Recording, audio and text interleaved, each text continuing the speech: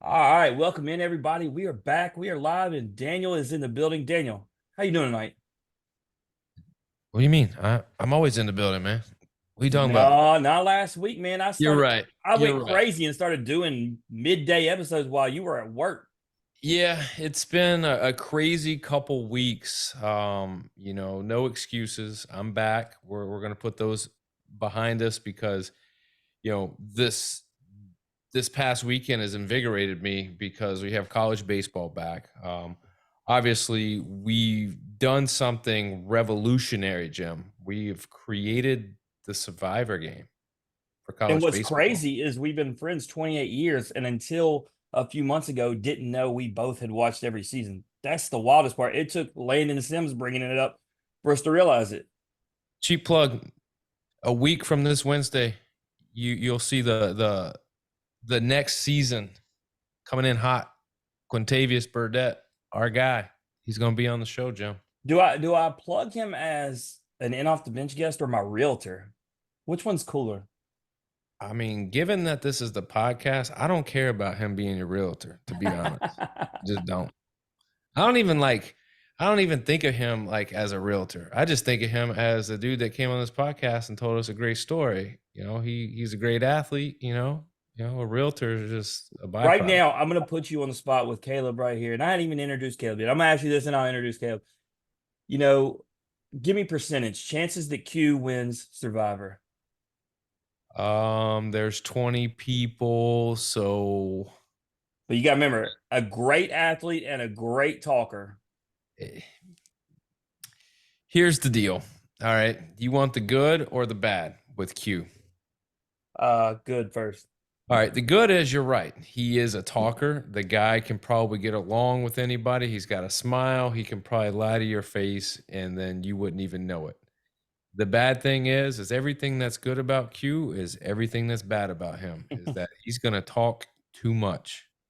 He's going to have to play it cool. He's not going to have to be the salesman and the realtor. He's going to have to be a lot of different hats. So if he can figure out a way to do that and use his athleticism and not be too overly athletic, because I think he could get to a point where he could be a threat, I think he'll be all right.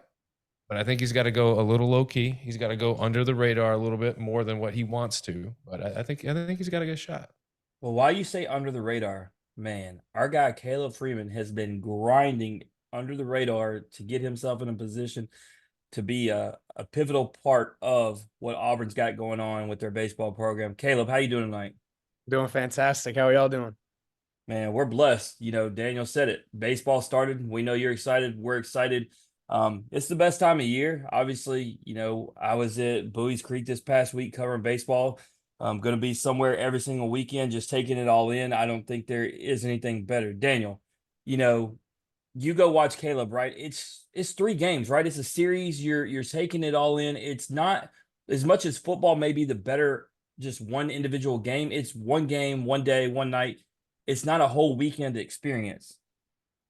Yeah, I mean, when it comes to baseball, especially these weekend series, man, it's so great to see, a 1-1 split, it go down to, game three, the rubber match on a Sunday where you're either putting a guy like this weekend was great because you're getting to see number three guys that you may have never seen before, or guys that are trying to find their spot and earn their place and really solidify the back end of a rotation. But you're also seeing the depth of these teams. You're seeing guys come out and swing the bats for a first time. You're getting to see guys like Charlie Condon come back from a freshman season to see if he can follow up with a great sophomore campaign. You're seeing teams like South Carolina, Auburn. You're seeing, Alabama, these SEC teams that are making pushes to see, where they stand and where they're at.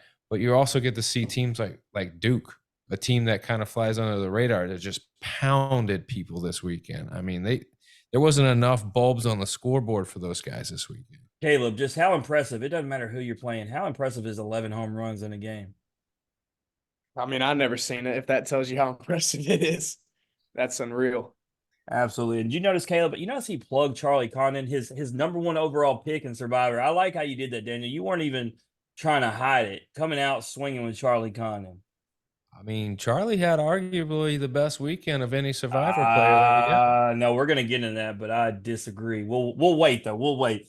Let's start by getting Kaleb in the mix. Kaleb, man, if I told you, I don't know if you've looked at the graphic, but 32 guys that have been on this show competing, and I told you that the first pitcher to go home was Hagen Smith before the season, what would you have told me? I'd probably tell you you're crazy. I mean, that's what makes this game. Daniel created it this way because people have asked who did the rules, and it's Daniel. And he said the first 4 weeks, it's not about who you like, it's about who had the worst week. So we literally had Alex in our group text trying to convince us to not make him get rid of Hagen. Bro, your dude only made it through 1 inning and he got shellacked. Like, it has to happen. Like, you can't. Hagen's our guy. He's been on the show, but it happened. It's by by a James Madison team that, to be honest, I think they're going to be good, but it's not a team that you don't pick them to open up a 3-game set with because you think you're going to drop 2 of them. So, And I mean, for Hagen, you're talking about, a projected top 10 overall pick. You're talking about Golden Spikes, preseason watch list. And so to Caleb's point, like, there's no way you would expect that. And so to add to that list, you got, and all 32 guests, like, right? If Kaleb would have been on here prior to, he would have been a guy who gotten this many times. That's the thing, Caleb. We've actually had like our last 15 guests that have been on, like, looking at like, what about me, man? You weren't, you weren't draft eligible because unless you've been on the show, you can't be drafted. But you see Kyle Booker, you see Gavin Costas, you see Luke Hill, like all tremendous players. But then again, like I'm saying, we wouldn't have drafted anybody who wasn't tremendous. But how surprised, Caleb? I don't know how much you know of all those guys. Kyle Booker came from Tennessee's at Oral Roberts, which I picked him. That's who got eliminated off mine. I expected him to thrive going to somewhere like Oral. But then Gavin Costas, who's in that South Carolina, but is nasty, and then Luke Hill, the leadoff batter for Ole Miss, they go to Hawaii and just struggle. How surprising is it to see those 4 names all together? I mean, it's pretty shocking, but the one thing that's not going to change is baseball. You can't really predict what's going to happen in baseball because you got obviously stud arms on the mound that could just have a fluke day. You got guys that could swing the bat really well that just have an off weekend. So it's just it's crazy, but you just got to keep going. You just got to understand that baseball's hard. Yeah, well, I brought up Hagen to you. Let me ask you, does he come out and absolutely shove next game? I mean,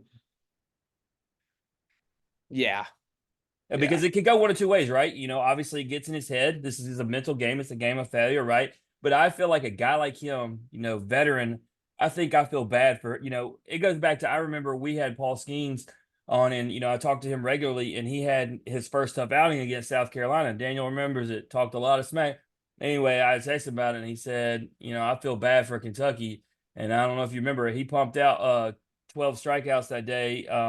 Even him giving up a couple runs, but he was throwing 100 right out the gate, and he was pissed off. yeah. So I expect Hagen to dominate. But these guys, at the end of the day, they're about winning a national championship, not Survivor. Even though they have all said they want that pride of beating their peers. Daniel, let me ask you. You said you think you know who had the best week. Are you really believing what you're selling me?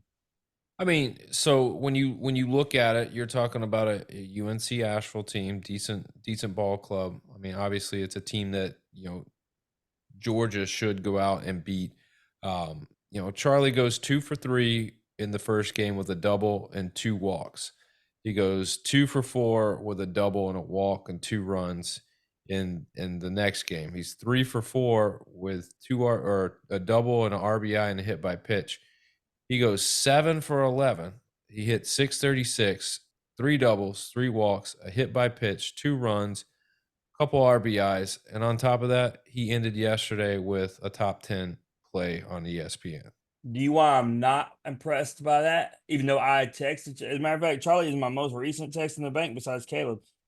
While I should be impressed by that, the guy that I'm going to give you already had a top 10 play from Saturday and had more hits and more home runs than old Charlie. And his name is Dakota Jordan from Mississippi State. Well, good for Dakota. You just don't like him because he's on my Different. team and Charlie's on your team. This is what this really comes down to. I mean, so give me the way I look at it is Charlie had opportunities where he had 2 at bats that were 4 pitch walks, and then another at bat where he was hit by a pitch on the first pitch. So he's getting 3 at bats right there taken away from him, and there's not anything he can do about it because he's just not getting anything to hit. So when I think about that, if I'm not giving you anything to hit, that means you've been punishing the baseball, which is what I'm going to lean towards, or the pitching is just not very good. So that's kind of why I'm leaning more towards Charlie. I can see the case for Dakota Jordan, obviously. I mean, How about the case fantastic for weekend. How about the case for and no guy's got immunity, right? And so you understand, Caleb, you can win immunity 5 different ways. Obviously, you find an idol in the real game, but we have to find a way that they can acquire idols, and you can do that 5 different ways. But you had 4 different guys hit 2 home runs. You can get it by 3 home runs, but the one that was closest, Daniel, if it's not early in the season and Chase Burns is not on a pitch count for Wake Forest, he gets 10 Ks. Obviously, 12 Ks gets you immunity. If he's actually cut loose, Daniel, he's getting it. I mean, when I texted you in real time and I'm watching him What do you have, get 9-3 or something? at 5-2, and I was like, "There's no way. There's just no way." You know, Caleb, if you were witnessing a guy strike out the side 2 innings in a row, you're looking at probably a guy who's going to have a really good day, right? No doubt.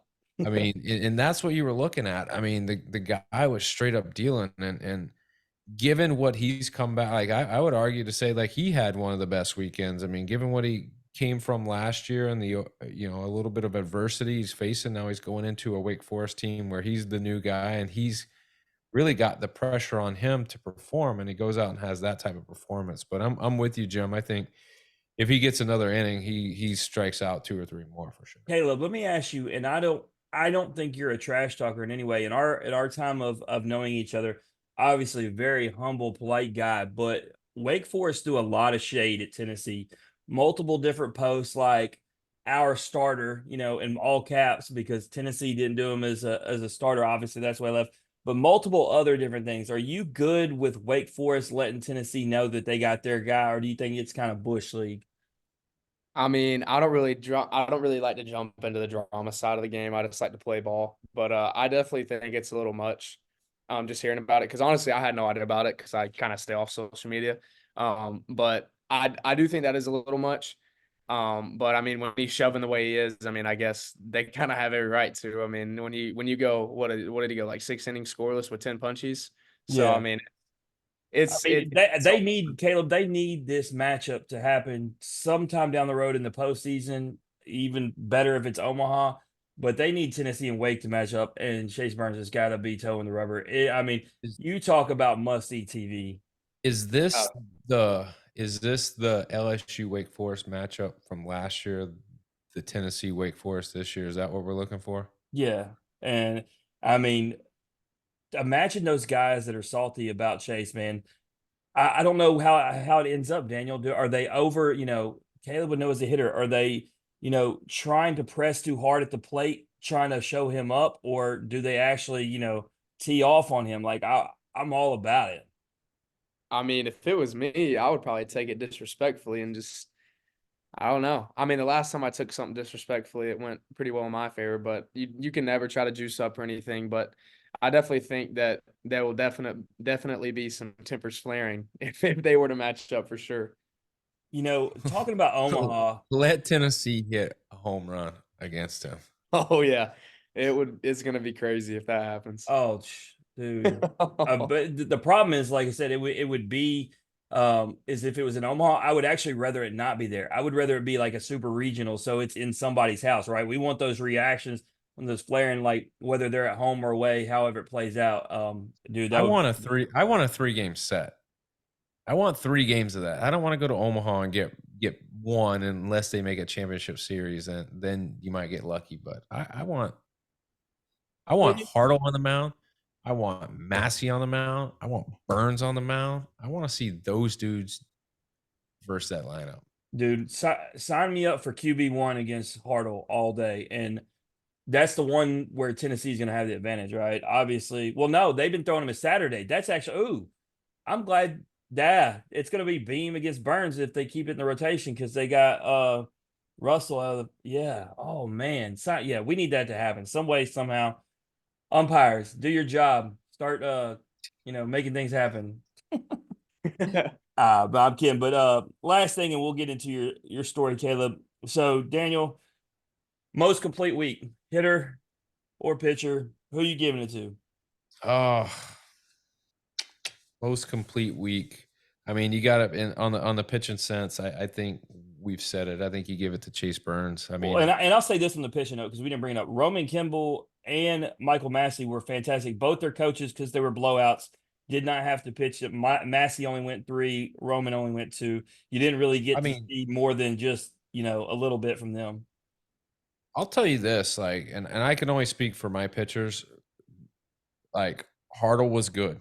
All right. 5 2/3, 3 hits, 1 run, no walks, 4 Ks. Luke Holman, you know what he did, 5 2/3 scoreless. He had 10 Ks. And then, you get a guy, Mason Moore, who probably a little bit under the radar, maybe one of the sleeper guys, gets that Sunday start that we talked about. He goes 5 1/3 and he cruises. He gave up 2 runs.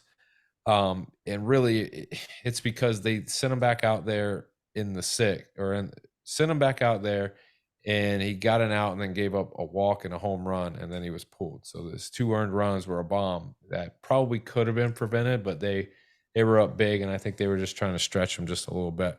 But yeah, those 3 guys had complete days. I And mean, another guy to note, Brady Tigert had a great start yeah, too. That's James Madison, like you said, but considering what happened to Hagan, it's worth noting.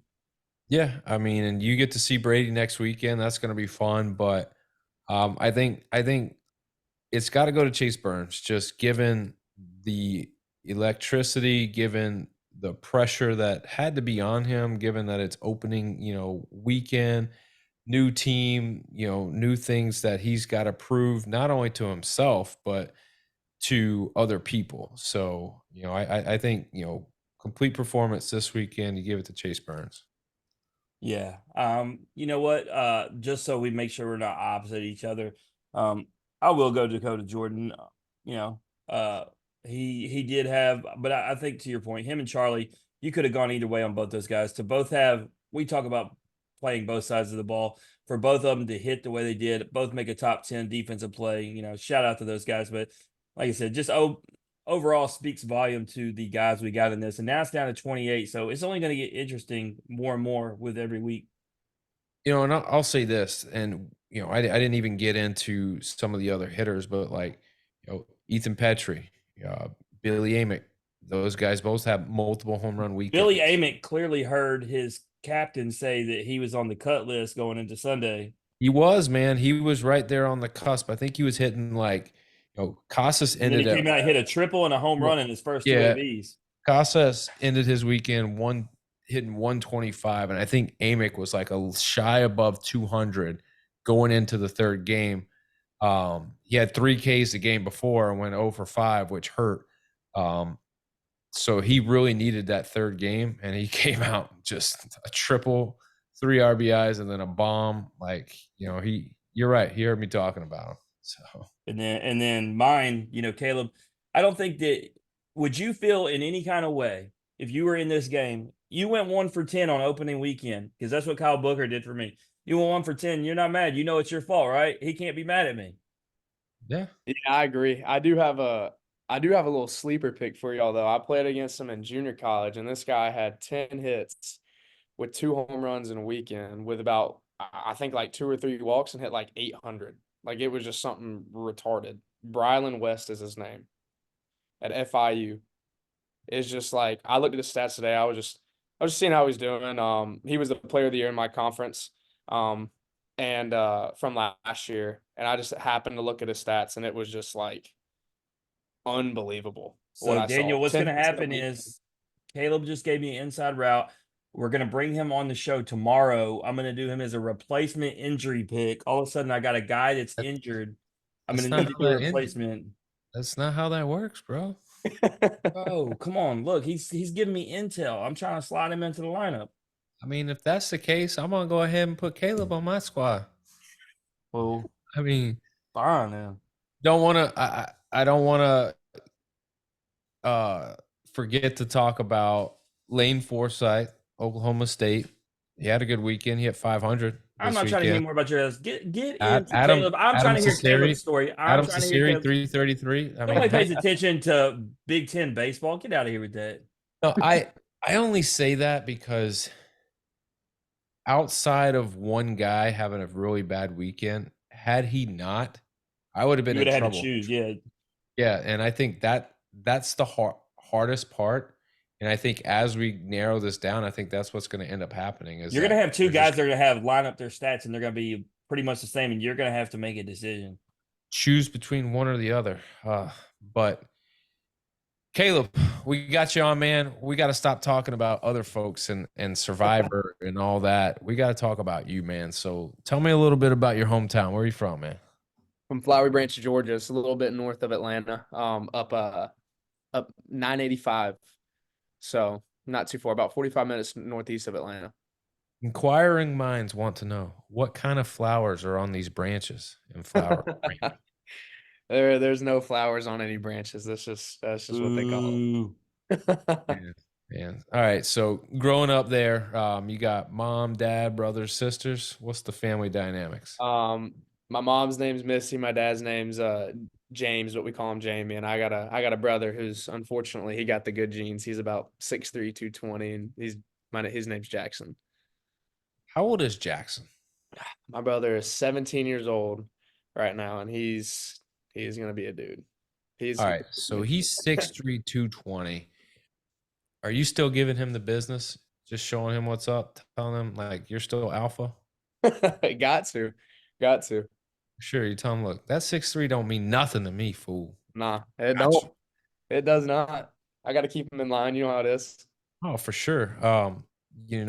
Growing up, I'm sure you guys, it's heated. I'm sure like you guys are fighting, just doing what boys do, doing what brothers do. But we talk about inspirations.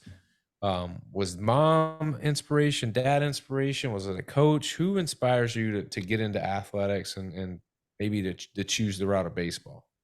So it's really hard to remember, but I have to say my dad played a big part of that. And this is crazy too. But like, also honestly, I've never even met the guy obviously, but Chipper Jones is my favorite dude, favorite baseball player growing up. And I remember I was like 3 years old. My dad didn't really play much of any baseball. He played football in high school, and my mom was a cheerleader. So there wasn't very much baseball relation there, but he kind of just wanted me to be athletic in some type of way.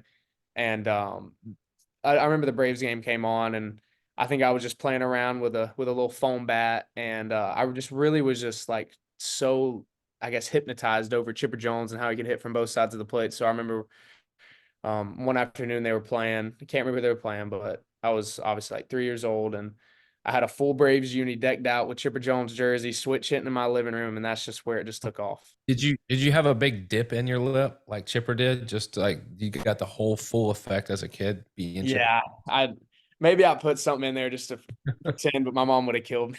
My mom would have definitely killed me. I mean, I've seen Chipper Jones a handful of times on a baseball field, not like in real life. And like I've seen him up close, I've seen him from far away, but it doesn't matter. Every time you see that guy, he's got the biggest dip in his lip. Just big, And man. had our other host been here, Caleb, he looks like Chipper Jones, like legitimately looks like him.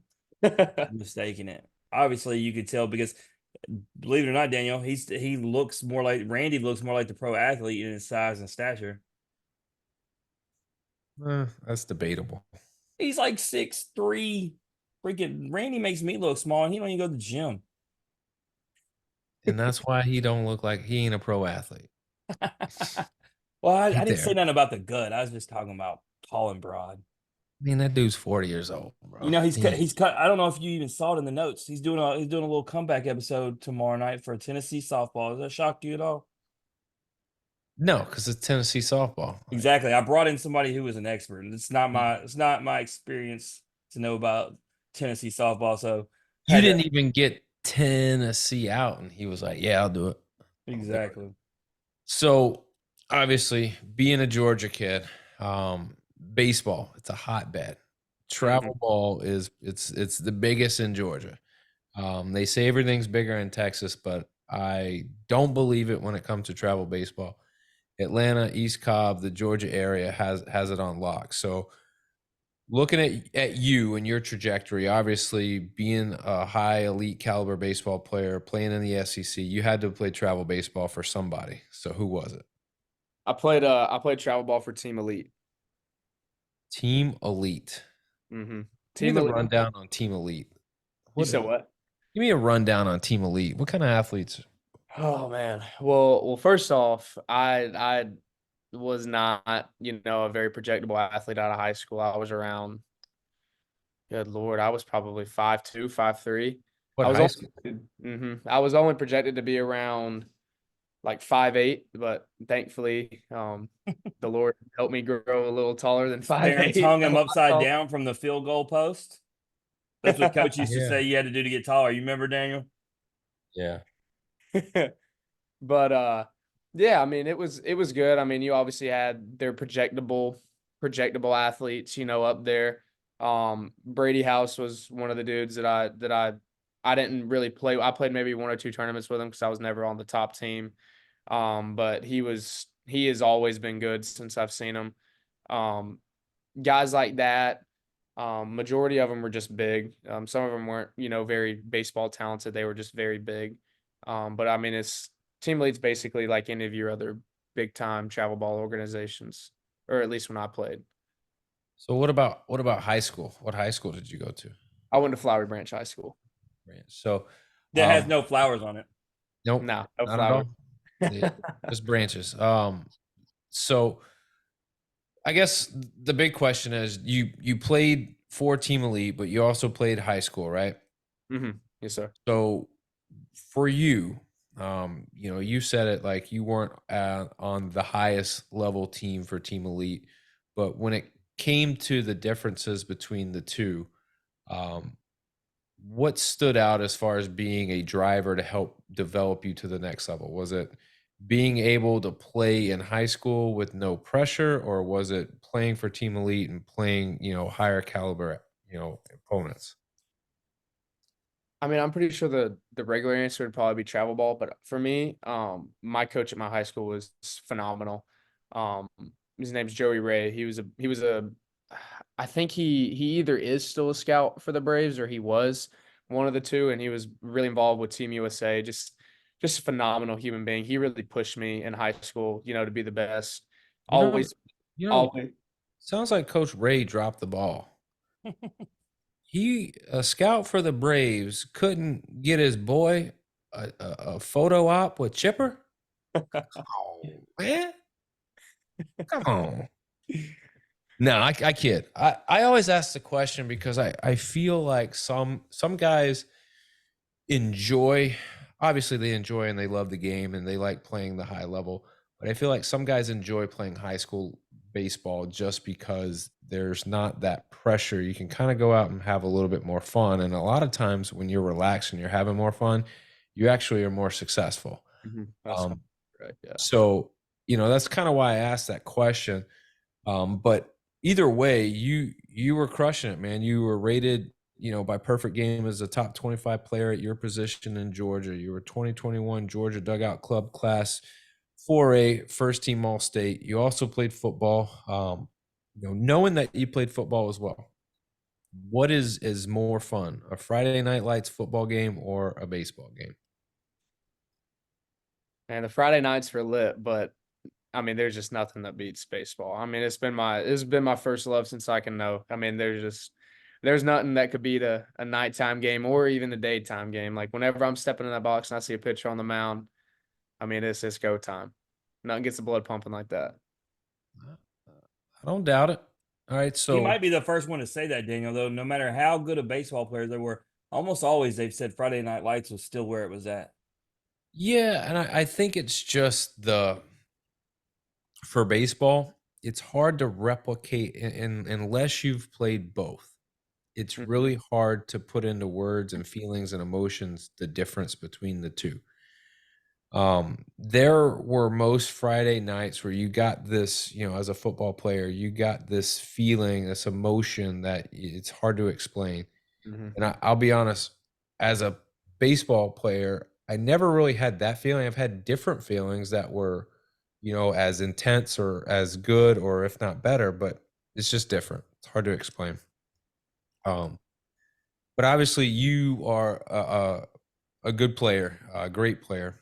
At what point do colleges start recruiting you and you start getting on radars for schools wanting to bring you in and have you a part of their program?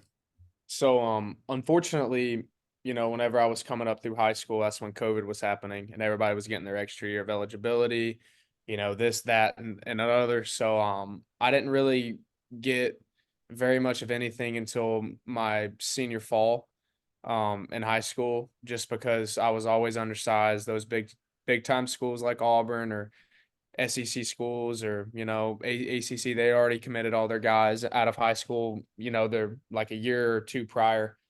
So I had one college offer.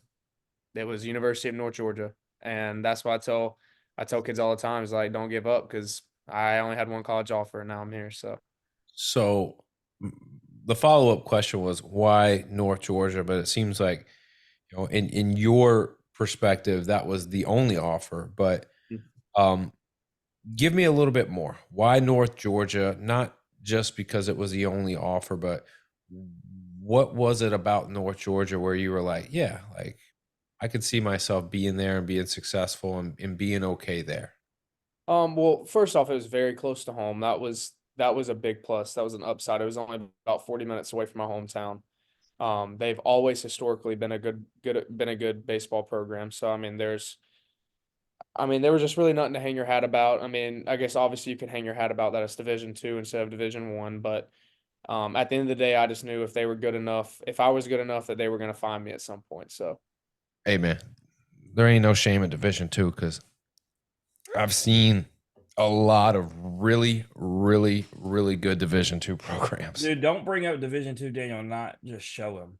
It's sitting there. I see it. Grab it, show it, be proud.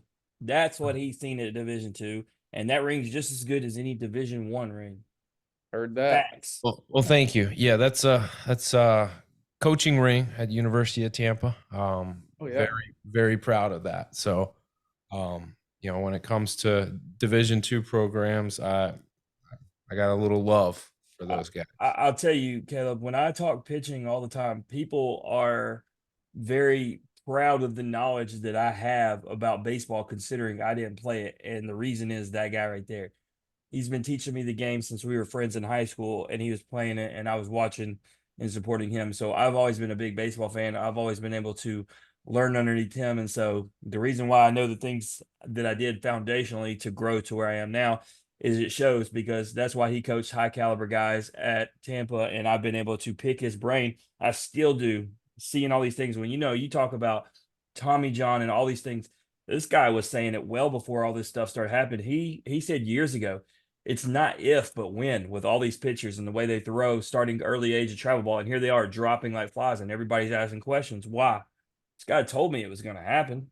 He was Mhm. there. You can't be throwing as many innings as these guys are from the age of like 6 It and then is think that at some point it's going to happen.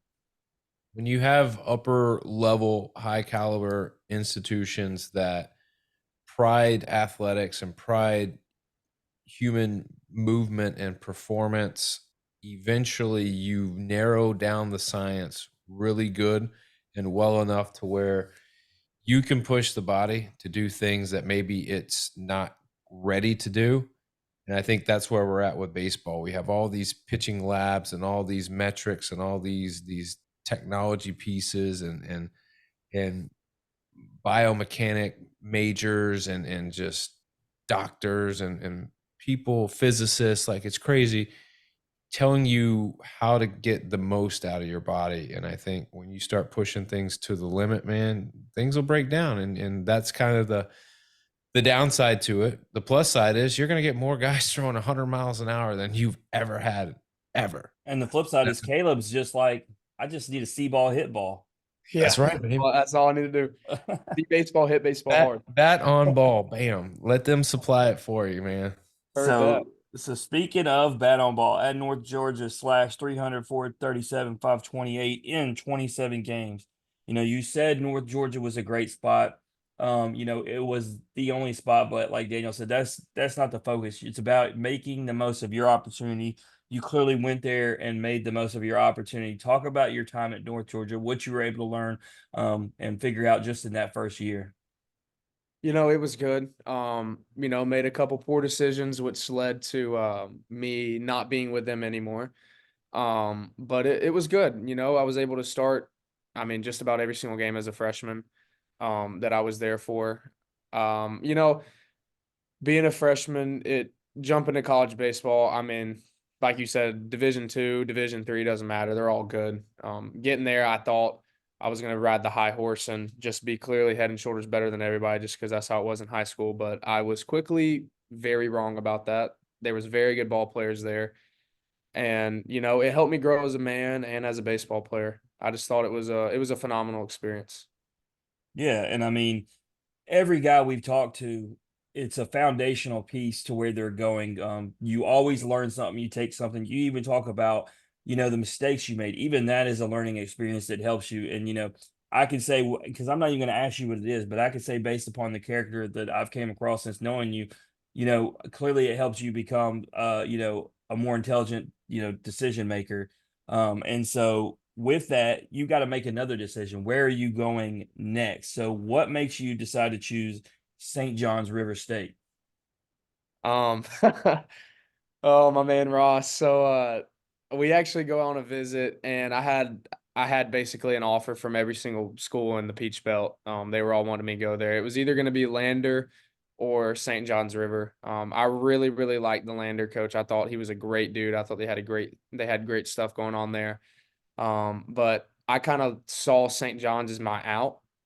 Like, not throwing any shade on Division 2, but obviously everybody wants, to be at this level that I'm at now. And I kind of saw that as, like the next opportunity to move on and, just to try to get on the biggest stage possible.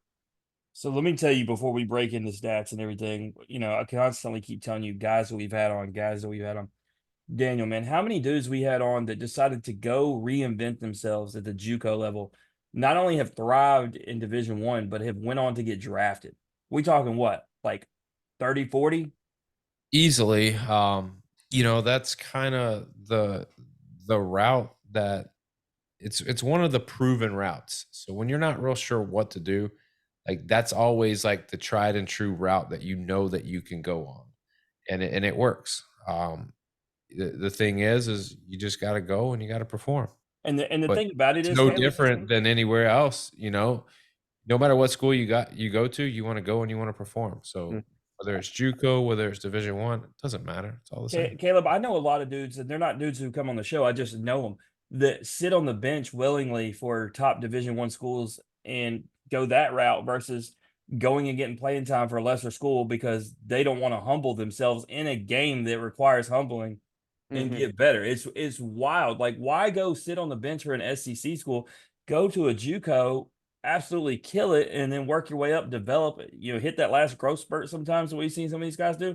Mhm. And because I would never want to sit on the bench. I had to talk with my daughter when she's picking schools. We're not picking anywhere where you're going to sit on the bench. Like, what are we doing here? We're either playing or we're not.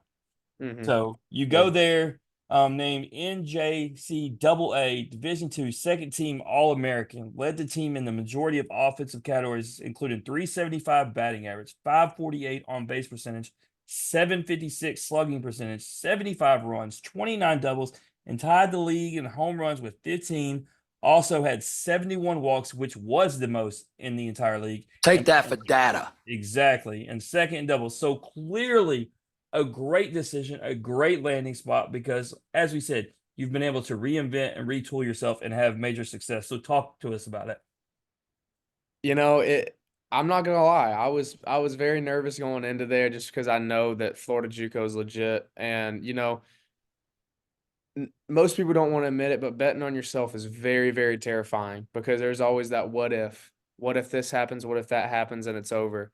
But you know what? It was the best year of my life. I met guys that are gonna be my brothers, you know, until the day I die. I mean, my coach there, I know I can count on him for literally anything. I just talked to him last night actually. He's just a phenomenal human being. And not only that, you know, it opens up doors. I mean, I got there's a one of my previous coaches, he went on and now he's at UCF. He could become a pro scout at some point. And then you got another guy that moved on to do in the business world. So, you know, if something happens with baseball, you got that. But, you know, I definitely you just there's not much you can knock about the JUCO route. It's just phenomenal. Yeah, absolutely. And so you have that kind of success. And I know that based upon what we were telling you, we know and we see, I know coaches are now looking for a guy like you because you're a veteran. You've experienced, Division two, you've experienced JUCO, you've had some time to really put in your work. I talk about growth spurts, you're now basically becoming, a grown man, so to speak, and you're a guy that they want in their clubhouse versus maybe a questionable 18-year-old, so to speak. So talk about the teams that were reaching out to you. Well, I had a good amount. So what happened? There was a little bit of a sticky situation that went on when my first school that I committed to. I committed to Jacksonville University. There were just some complications about they didn't really sign me when I felt like they should have signed me, and that I just didn't have the warm and fuzzy that you would have about a school after that happened, and I kind of just felt like they didn't believe in me, but they sort of believed in me, but they wanted just to see to make sure before they did anything paperwork wise. So I ended up signing it, but then hitting coach left, so I ended up just said sorry. You know, there's just been too many things that have happened, and I ended up decommitting from there. And then 30 days later, after I got my NIL release, I'm playing very, very well, and I start getting reached out.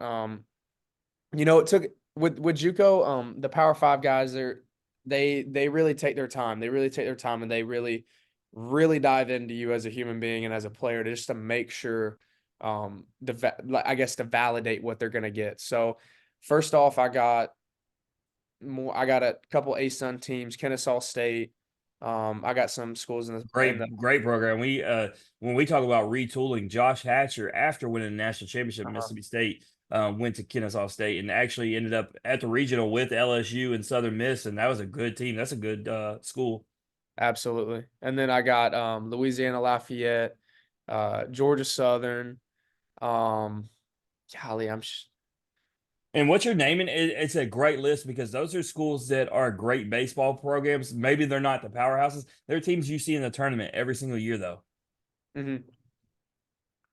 And along with those schools, obviously Auburn and then Miami. And it really came down to Miami and Auburn. I really loved the guys at Miami, but thankfully, you know, my coach you could count on. He told me they were on the hot seat, and sure enough, they were. So I know that I landed exactly where I'm supposed to be. Yeah, and so I mean, you work hard and you end up somewhere like Auburn, who is just a perennial Omaha team. Daniel, it's actually funny. We just slipped y'all into the top 25, Caleb. And we do this every year. And I say we, it's really not even we, it's me. Like I refuse every year at the start of the season to put Auburn there, even though every year they just find their way back to Omaha. And so this weekend, you know, four of the teams that I had in the top 25 just didn't look good. Send it to Daniel. And Auburn should have been there, he said already. So he solidifies my decision to put y'all there. So, shame on me. At some point I learned, Caleb, that Auburn plays great baseball and quit hating. I think it's a football come over, Daniel. What do you think? Maybe because of the dislike in football, maybe I just I carry don't. it to I baseball. think Gotta be. people forget that Auburn just a few years ago was in Omaha.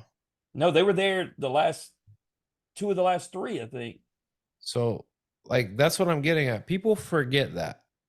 So we're not like Auburn has some tradition. They they got, and it's baffling to me that they get And overlooked. and they were a host last year when they didn't make Yep, it also. absolutely. So So yeah, no, they do get overlooked, and clearly they didn't get overlooked by Caleb, who decided to go there. So, what are the expectations coming into the fall? You talk about having conversations with coaches. They really invest in the time to make sure you're the right guy. What are they looking for from you as a guy, who has 2 years under your belt and can bring some experience to the team? Basically when they're recruiting guys out of junior college, they're just looking for guys that they can plug and play. They're looking for guys that, as are veterans, as you said, and really making sure that they can come and contribute, on a daily basis. And, I mean, especially coming from a JUCO, you're going to be thinking of probably a guy that, is very athletic and, either something went down at their last school or, maybe didn't have the grades, but this dude can just flat out play ball, especially when you're talking about Florida JUCO. And and then I think the most important part is just you as a human being. That's what they care about the most. And that really gets overlooked, especially with the big time programs now. But I know here that's definitely number one. So, how's your transition been? How was the fall? Season obviously just got underway, but getting into, right before the season, just, how well did you do during the fall and how were you able to build into this team? I did. I thought I didn't do that good, just because, most of my falls, they go the exact same. A lot of barrels and a lot of balls are right at people. But I ended up making it on 2 out of the 3 hitting leaderboards on batting average and no, or all 3 of them actually. I was what, 5th in average on the team, 1st in on base percentage, and like 4th in average exit velo in the fall. And I'm not a big batting average guy, so I kind of just take that by the wayside because I can't control it. But the on base and average exit velo is something that was really good. And honestly, I didn't even see that and until I was at home for Thanksgiving because I was telling my dad, I was like, Dad, I kind of felt like I underachieved a little bit. And when I saw that, it gave me a lot of my confidence back, knowing that, hey, I can do the same thing here that I did last year. So Yeah, and you brought up some one of the things that we try with this show, not just getting y'all's story, but educating people on the game. And you said something that I wasn't going to bring up, but it sparked something because we talked about Survivor. Daniel, Luke Hill wrote me when I told him to keep his head up because obviously he was eliminated. I messed with him a little bit about that. But overall with Ole Miss, Caleb, this is what he wrote me. And this is what's important that you understand, he understands, but maybe casual fans don't understand. He said, I hit it over 106 times this weekend. I feel perfectly fine going forward. Barrel yeah, balls, like you said, he's hitting them right to people, but he's obviously smoking the ball. And that's all you can do, man, right? yeah. You hit the ball and sometimes it just doesn't work out where it goes. At the end of the day, if you hit the ball hard, you win. I mean, it's just that simple. You can't like nobody's good enough to be like, oh, here's a fastball. Let me just put it in the gap. If people are that good, then people would hit 1,000. Like it's just tough. I mean, that's basically the borderline of how my fall went. I had some balls that I thought I should have juiced out and the wind stopped, but you can't control the outside effects. You can't control this and that. You just got to go out there and play ball every single day and be consistent. Absolutely. So team starts 3-0, like I talk about. Y'all take care of Eastern Kentucky very easily. How did you feel the team looked? What is the coach's message about, doesn't mean nothing basically. That's the first series. Got to go ahead and take care of business going forward with the next one. How did you feel about how y'all looked and what's the message? I thought we looked pretty good. I mean, obviously it's really hard to compare, our stuff when we're not seeing, very, very high level arms. It's just really hard to say right now. Our pitching staff is unbelievable. I will say that right now. And I feel like that's what makes us, without a doubt, a top 25 team. And when you got guys like Chase Allsup going up there and shoving like he did, and then you got Joseph Gonzalez is coming back from an injury, just absolutely just being a dog out there. And then my man Carson Myers that just wins the SEC Pitcher of the Week and just absolutely just blows doors off. I mean, I would have to say Carson Myers that pitching performance was pretty incredible. Um, but I just think the message is we have these 4 words that we talk about. It's be consistent, be fearless, and that's basically what it is. You know what I'm saying? Like we got to be consistent every day. We got to be fearless, and we just got to keep moving forward because we have a challenging weekend coming up. So we're really pumped up for that. Yeah, and don't devalue beating a team that's not as good because we were talking about earlier, and you look, I was just writing them down right now, the ones off the top of my head, but Arkansas, Florida, Vandy, Tennessee, Ole Miss, Mississippi State, all lost games to inferior teams. there's something to be said about taking care of business because it's not like y'all edged them, y'all No, handled them, and that's yeah, what you're we supposed handled to them. do. So that's what good teams do. So there's don't devalue that. Y'all did what you're supposed to do. Like you said, it gets you ready for a more challenging week the next week. So I'll say this and then I'll let Daniel play a game with you. I look forward to seeing y'all, man. I made sure to schedule it. I was going to see y'all at Super Bulldog weekend when y'all were going to Mississippi State. I'm actually gonna I went and looked to see, and I'm gonna go see y'all in the one to see y'all against Alabama, right? The in-state rivalry. And so I got no love for Alabama, so it works also, Caleb, because if it was Mississippi State, I'd be caught. We got a lot of Mississippi State guests. It'd be really hard to walk into Starkville and wear, a Caleb Freeman shirt. You know what I'm saying? So I can do it. I can do it with Auburn, Alabama. I get ran out of Duty Noble, so it works out better this way. And hopefully, you guys take care of business when I come out and watch you. We definitely. I tell you what, if we keep if we do what we did this weekend, we'll be just fine for sure. Yeah, that's what it's about. Scoring more runs than the other team. You're gonna It's do so really well simple. if you do that. Very simple. All right, Caleb, man, off the hot seat. You ready to play a little game before you get out of here? Let's do it. All right, it's called This or That. It's a game that has swept the nation. Every guest that we've had has played this game. So you're one of, I don't know, 300 I guests that don't we've even had. know. It's like pushing. I don't even want to count no more. You always, used to reference it, and there's so many. I don't even want to count. We've gotten past the point of just counting. It is what it is. Man, we've done this so many times, but it's just so much fun. So before we hop into this, I will tell you the rules. It's very simple. I give you two options. You choose one option or the other. Can't say both. Can't say neither. You just go with your heart, be decisive, and pick the one that speaks to you. Let's do it. All right, Jim. This or that is brought to you by. Chinook Cedary. And before you ask him the golden question, I will say, Daniel, shout out to the fans in Bowie's Creek. Jackson was giving them bags. They were posting it out on social media. And then my little man went over to UCSB after they lost. They still were winners because they got bags of Chinook seeds. So shout out to the people in Bowie's Creek and shout out to my son for doing his thing. Look at that. Look at that. I mean, I tell you what, I don't know how he turned out to be so good. Can't be from you, right? No, not at all, man. That's the part of his mom. You would have been like, nah, we ain't giving them jack. I got my Campbell stuff on. Like, they going back to California. No, I actually he had the seeds in his hand and he was asking where to put them. And the bus pulled over there to use the locker room to go to the bathroom. And I was like, man, go see if they want some seeds. And he got all excited and ran over there because giving them to the players is way cooler than giving them to the fans. I mean, this dude, Caleb, this dude went and grabbed a home run ball that one of the UCSB kids hit. And I don't know how he did it, but he went and found the parents of the So kid he who asked me how to do it, Daniel. I told him just Wow. there was a whole section of UCSB people over there. So you assume that his parents may be one of them. So I said, just go ask. And next thing you know, he asked somebody. I was watching from, because Campbell's not very big. I'm watching. And then he goes like 5 rows up. And then next thing you know, extends his arm to this woman. Man. Wow. What if that's not her kid and she just got him for a ball? I don't know. Man. Well, and But here's the thing, he had a 1-in-3 shot at this because UCSB may have lost, but that kid hit 3 home runs this weekend. So Jackson had a 1-in-3 shot at getting her a ball. nice. Good for him. Good for him. Well, Caleb, before we do this or that, we always plug our sponsor, Chinook Seedery. But here lately, we've been doing some taste testing of these seeds. So, of the 8 flavors, I've tasted them all individually, rated them all, and we've now moved on to combos. So we've been taking 2 packs of seeds. I've been taking 3 of one pack, 3 of the other, throwing them back, giving you a rating. But now we've taken it a step further.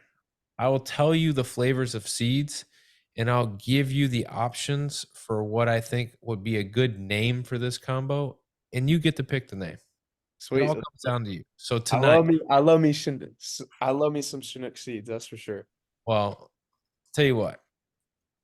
Tonight we got the Hatch chili and we got the lemon pepper. So Ooh, when we do spicy. something that's chile and pepper, like the first thing that comes to my mind is red hot chili peppers.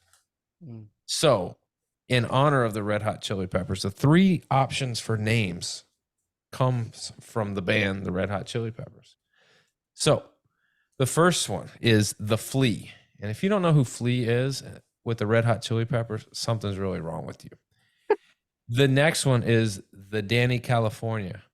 And then the third one is The Other Side. So those are your 3 options for titles: The Flea, The Danny California, The Other Side. We got Hatch Chile. We and both had Lemon the same Pepper. reaction to that last one. I'm gonna have a hard pressed time believing that's not it. Here we go. Here's 3 of each. And while he's taste testing, Caleb, give everybody your code if they want to get some Chinook seeds and help you out through NIL. My Chinook code is free money 10. Daniel, when Is I that- told you what his code was, you said that's the best code we've ever had made. I mean, they can't not remember it. Free money. I mean, so these other guys are like, they're being jabronis about their code. It's like, oh, John 2. No, I'll give the What? worst. I'll give the worst. Hagen Smith 33. All right, initial reaction on the seeds. So lemon pepper, Hatch Chile. I'm getting a lot of the lemon pepper, which I'll be upfront with you. Not really I'm not a lemon pepper guy. However, this isn't bad because you get a little bit of a kick, just enough to like take the edge off. So I would say initially very heavy on lemon pepper, but as it sits, you get a nice little kick and it kind of mellows out. So I kind of like this. This is like, I guess, Jim, the best way to equate this is probably a terrible analogy, but it's like if you get a nice, light, crisp, refreshing beer that you could drink all day, this is that equivalent. This is a little combo that you could just do all day. I like it. Not bad. Not bad. I'm going to give it a 8-2. 8-2 on the scale. Not a bad little combo. So, with that, Caleb, you have the opportunity to choose the name of this new combo. So Can you're I going to go go with with the the name Flea, again? the Danny California, or the Other Side. Man, I feel like the other side is cool, but I think the second one's I think the second one's what we got to go with. The Danny California. It's got to be because I mean you know how it is in California. I mean you can have the pepper and you can you can also have the spice. So For sure, for sure. There it is, ladies and gentlemen. You get mix Hatch Chile, lemon pepper. You got the Danny California, brought to you by Kaleb Freeman.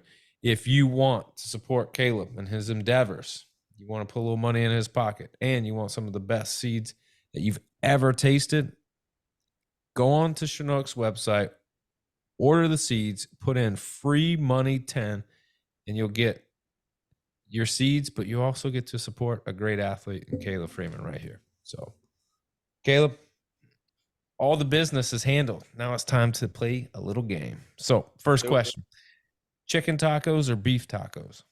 chicken. Chicken. Are you a hard shell taco or a soft shell taco? I gotta go soft shell. Okay, I'm not a big hard shell guy. I'll be honest. Hard shell is the only way to go.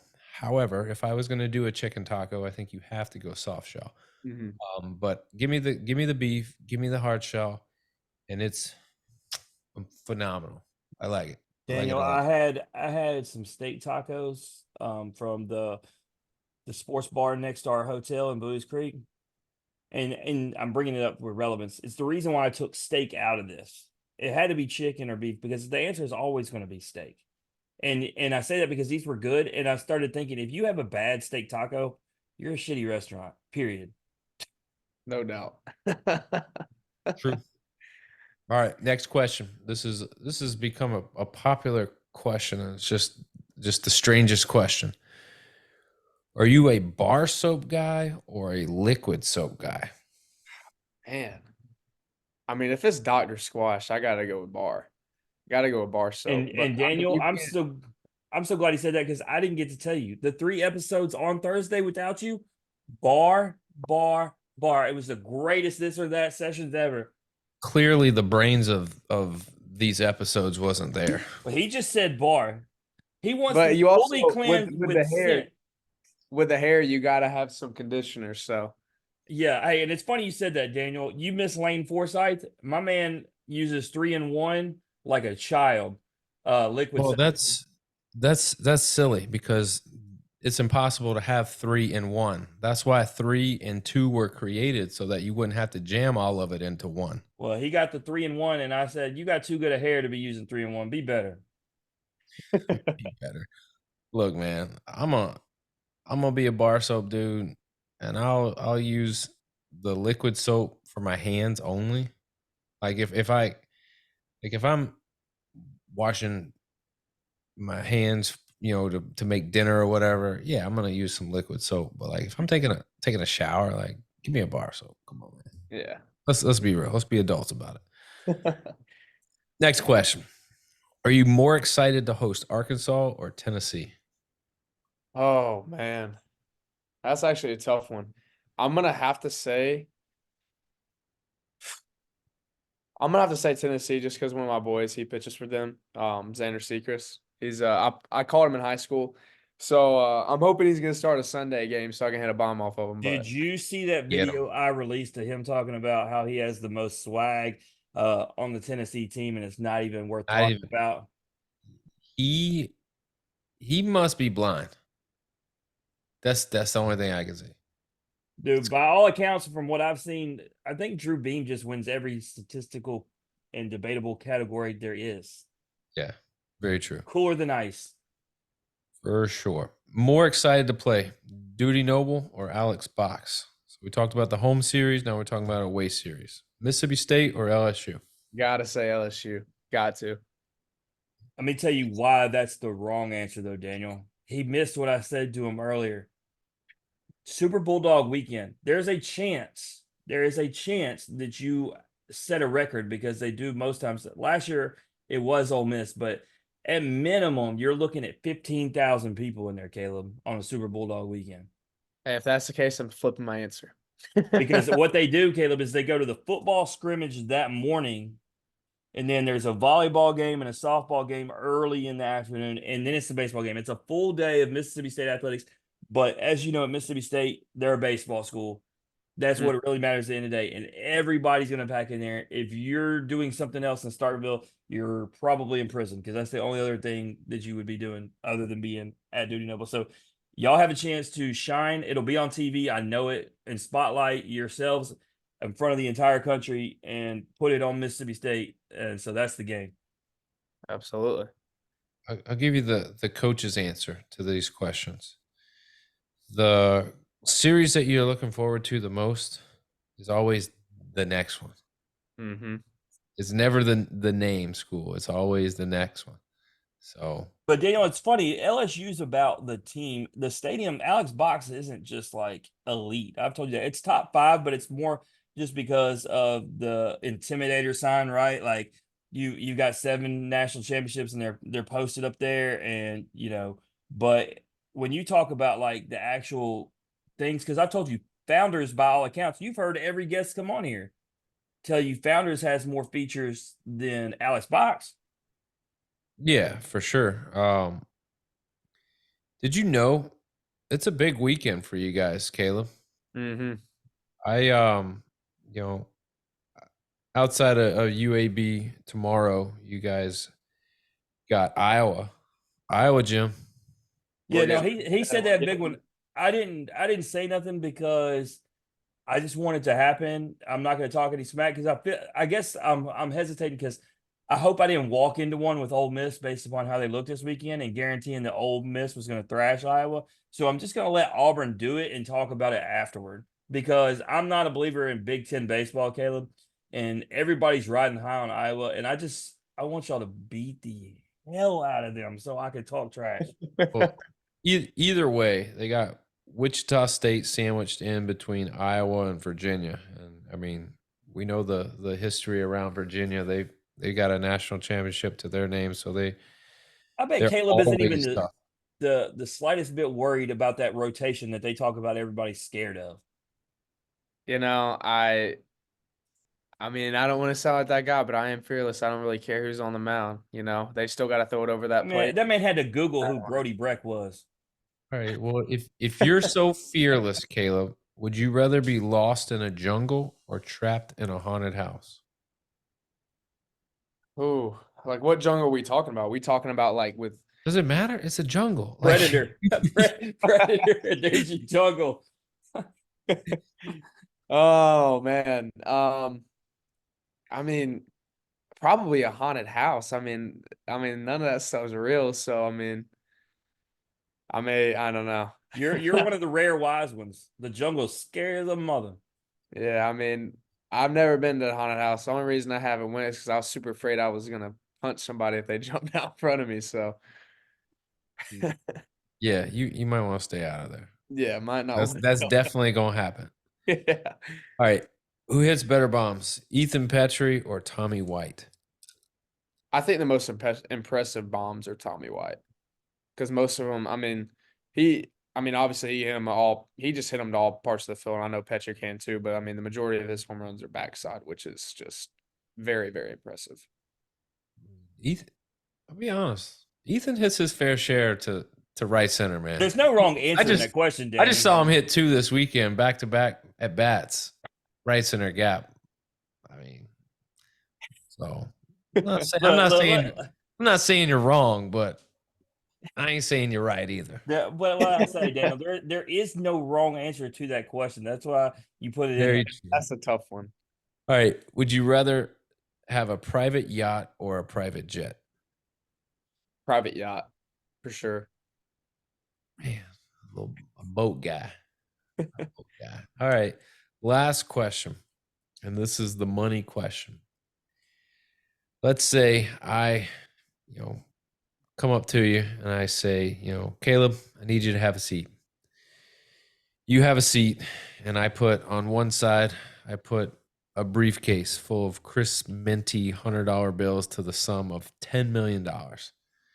I say, you can have this, or I will give you this over here. And it's a national championship. Which are you going to pick? You can only have one. I only have one. Yep. Man. Yeah. 10 million is what the first pick in the MLB draft last year signed for. Golly. I mean, I'm not a big money guy. I just play the game because I love it. So I'm gonna have to say the national championship. I just feel like, being a part of a ball club that's able to be that good. And I just feel like money goes away, but that that doesn't go away. And that's something, you could be proud of the rest of your life and you'll have something to show for it. So I'll definitely say the national championship. Daniel, You know let what? me If somebody gave me $10 million, I would find 10 million reasons to be proud of something. Daniel, 10 million. I felt like that was a perfect opportunity. Let me ask you a question. You obviously know what Caleb did. Hadn't even came on the show. Showed the kind of guy he was. I mean, how much you think that ball's worth to Clay, who's at St. Jude, right? 10 million. You couldn't put a price on that ball. No, I mean, when you do stuff like that, it's I'm gonna get heartfelt for a second. When you're living in a situation like that, it's day to day. You're trying to find victories every day that propel you to the next day. And when somebody can show gratitude and warm your heart and make you smile, that might get you through the next 2 weeks. And that's what it's about. So when you can give somebody the best of you, which in turn makes the best of them for a little bit longer, and they can fight a little bit longer, and they can smile a little bit longer, and they can feel good about themselves a little bit longer. All the baseball shit, throwing strikes, winning games, hitting bombs, all of that is meaningless. Mm-hmm. Absolutely meaningless when you start talking about like the realness of what athletes can do for people. And I tell you what, Daniel, he started, obviously somebody reached out to me, but I told you that's something we're not using our platform enough. So Caleb was a part of something that I want to make regular. I told you when I left there, I told the people working there, you have a kid in here who's a fan of a college team. I gave them our card. I said, you give me a call. We'll find a way to get them something. And so Caleb starts up because we have too great a platform. We have too great a guest to not be doing something regularly. Yeah. I mean, and that should be the ultimate goal. Talking to athletes and growing the game and sharing their story is amazing. We do a phenomenal job of that, but that extra layer, that's where it's at. And Caleb talked about it. He was that kid right now. They're sick, but I mean, like, so he talked about Chipper being it for him, right? These kids, man, um, they were kids once, and they know what it's like to have a hero. Except you add in the sick element, and man, you got your heroes signing balls and sending you a message, and like you said, your darkest times, man, that might be the very thing that helps carry them through. Absolutely. Well, Caleb, anything you want to plug or promote, man, before you get out of here? Shout out my mom. I love you, and my dad. And obviously, shout out to Jesus, because without him, I'd be nothing. That's right. I'll help you out a little bit more. If you want to know more about Caleb, you want to see what he's doing on a Monday, maybe he's in the locker room doing a podcast. Who knows? Yeah. Who knows? Who knows what I'm doing? Go over to Instagram _ Kaleb Freeman. Or if you want to know what the Auburn baseball squad's up to, you want hype videos, highlights, you want rotations, starting lineups, the whole nine, IG at Auburn Baseball. Caleb, man, it's been a blast. We appreciate you, man. If there's anything we can do for you along the way, please reach out to us, man. Absolutely. Thank y'all for having me on. Absolutely. That's Kaleb Freeman, everybody. If you like hearing Caleb's story or you just like hearing us average Joes talk X's and O's, please like and share the podcast on Facebook, retweet us on Twitter, listen and subscribe on Apple Podcasts, Spotify, and Anchor. As always, comments, ratings, feedback, thumbs up, hearts, hugs, loves, we'll take it all. And we got a good little week before we get into some more college baseball action this weekend. Tomorrow, we're bringing Randy back. He's going to be going with Jim. We got an episode talking Tennessee softball with Carlin Pickens. And then next Monday, it's back hot and heavy. Jim, we got LSU baseball with Ethan Frey, man. I know you're excited about that. Absolutely, man. There's an absolute stud. Jim, you got Arlington this week. What are you looking forward to before we close this thing out? Man, you got Arkansas and Oregon State. You got, depending on what rankings you look at, but for most people, it's undoubtedly top 10, some top 5. You got an elite pitching staff, but you're going to get to see them go head to head. I will say that's a segue to another somber note. Obviously, guest Aiden Jimenez put out there today about his Tommy John and season being over. He was the Sunday guy going into the opening week for Oregon State, so he won't be there. So I'm a little bummed about that. But yeah, looking forward to watching all these. You got Oklahoma State. I'm gonna get to see our boy Lane. So I'm stoked. But ultimately, if I had to pick one thing, Daniel, you know what it is. It's watching the kid Brady Tigert shove. Yeah, I mean, if I'm looking forward to something, it's sitting in Tampa, watching Auburn take on Iowa, watching Auburn take on Wichita State, watching Auburn take on Virginia. So that's what I'm looking forward to. As always, this has been the In Off the Bench podcast. As always, remember, strong body, sharp minds, grit and grind all the time. We are out.